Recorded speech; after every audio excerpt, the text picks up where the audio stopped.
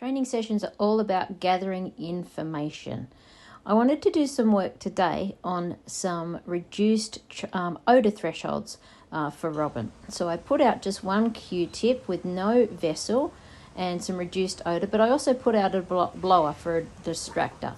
He likes to play these games. I also added my scent around other areas because I know that because I do a lot of training on my own, he uses my odour as a clue and I don't want it to be the cue. I left that sit for an hour or so and then out we came.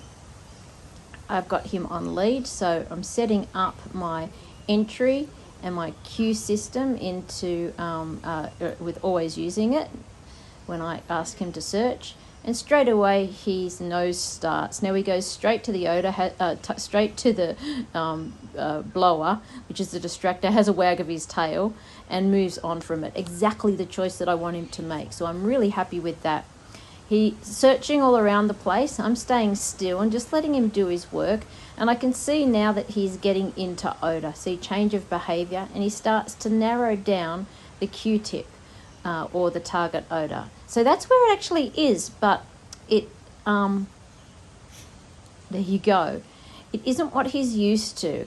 And that blowout was a really clear indication to me that that he really was, it just basically had dismissed what source odour in this search actually was.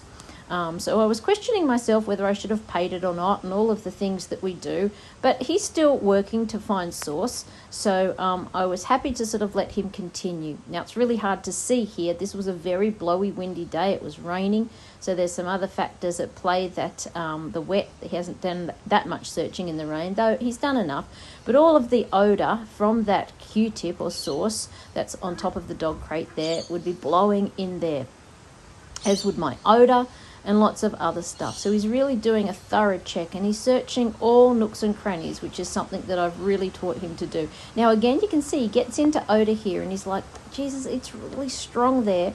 But you can see he's just not confident to pinpoint it and tell me about it, simply because it obviously is just below his experience of what odour threshold is.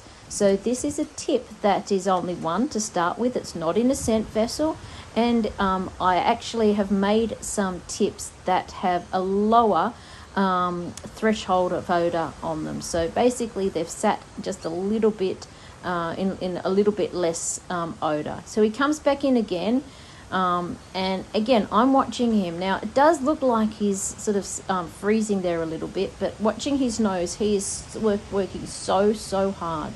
And he really cannot pinpoint source. And you'll see the difference in a minute when he does commit to it. So I move in and just move it away a little bit. I'm not too worried about drawing his attention to that area now, because I've got the information that I need. Now in a minute, I want you to watch. He's going to come back when I blow. Whistle. He's going to come back, and I want you to watch his right leg. See that?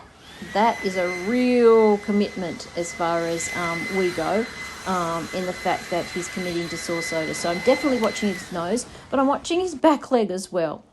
So from that session, I learned his understanding of ignoring distractors is really going well, something that I've worked on, and I use distractors that he ignores as a reinforcer quite often.